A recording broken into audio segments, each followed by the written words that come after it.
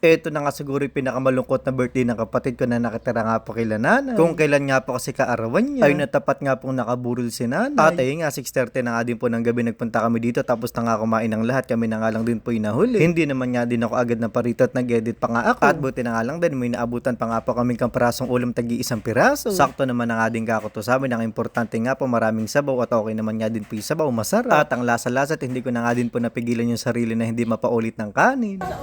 Matakot ang maligno sa ito. Halibang ka na rin. Labayan mo. Wala.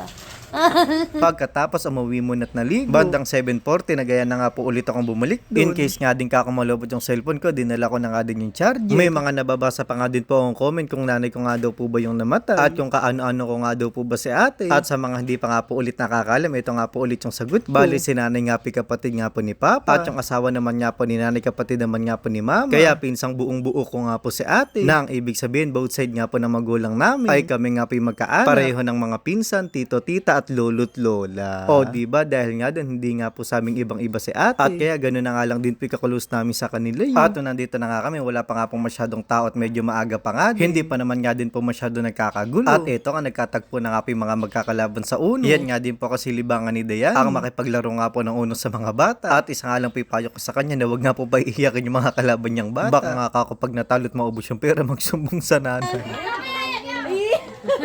Yan nga po si Mama Wina, mag-iwi na nga po yung barat. Nag-aaya na nga po siya kung sino nga po yung maglalaro ng tongki. Busy naman nga po si Tita magluto ng ipapamerienda mamaya. At dahil birthday nga doon ng kapatid ko, at yung nabubuhay nga din daw po si nanay ipaghahanda. Kaya masarap nga po yung niluluto nilang pamerienda mamaya. Bali dalawa nga at una nga po nilang inaasikaso yung paglalaga nga po ng pasta para nga po sa spaghetti. Hindi naman na nga din po nagtagal, dumagsan na nga din po yung mga tao. At sabi nga ni Mama, parang kangina nga daw po, walang tao at parang walang pupunta. Kaya hindi po niya ini-expect na madami na naman niya po makikipaglamay. Tapos nagulit na nga lang din po ako at may naghahanap nga daw po sa akin. Wala nga din po kasi siyang pasabi. At ayan nga po si Denver. At ayun nga, inaya ko na nga din po si Denver. Pumunta na nga po kami kay ate para mapaabot niya na nga po yung kanyang pakikiramay. Sobrang tagal na nga din po namin hindi nagkikita ni Denver. At yung hindi nga po ako nagkakamali nung September pa last year. At yun nga yung piyesta pa sa amin. Hindi naman na nga din po bago si Denver kay nanay dahil tuwing nagpupunta nga po dito si Denver, palagi naman nga din po yun nakikita. Iniwan ko nga muna sila dun saglit at tinignan ko nga kung ano nga po yung pangalawang niluluto. Kasalukuyan na nga po nagigisa ng sahog si Tita. At buhat-buhat na nga po ni Mama yung pastang pang sopas. At ayun nga, dahil nga daw po sa sobrang daming tao, baka hindi nga daw po kumasya spaghetti. Kaya yung spaghetti nga po, isinerve nga po sa mga bata. Ang kaso nga lang po, may mga matatanda nga din po nagre-request nga po ng spaghetti. At siguro naman nga din, maintindihan nga po nila kung sino man nga po hindi makakatikim ng spaghetti. At pwede naman nga din pong umulit na lang sa sopas. Dumating na nga din po pala mga kaibigan namin na nakikibantay nga din po sila sa loob kasama nga po si Denver. Tita, pengen ako sopas. Ayan, lagyan mo na itlog ha. Ayan na,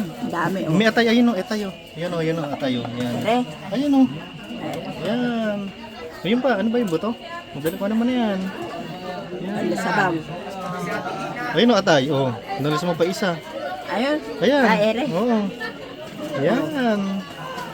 Favorite eh. Ito nga po yung maikli ang kwento kung bakit nga po nakatira dito yung pang-apat kong kapatid kila nanay. Bata pa lang po kasi siya, mga 3-4 na taon yata. Nakihiligan niya na nga po pumunta kila nanay. Napagising pa nga lang po na umaga, doon na nga po dumidiretso. Hanggang doon na nga po tumira at sila na nga din po yung nagpaaral. At dahil nabubuhay pa nga nun si tatay na pagtapos niya nga po ng elementary at high school. At ang pumano nga po si tatay, wala na nga din pong katawang si nanay. Kaya nga po mula na nag-college hanggang ngayon niya po magpo-4th year na siya. Ako na nga po yung nagpaaral. Nakakalungkot nga lang din po sa part na yun dahil isang taon na nga lang po. Gagraduate na nga po yung kapatid ko ng college at hindi na nga po ni nanay na abutan.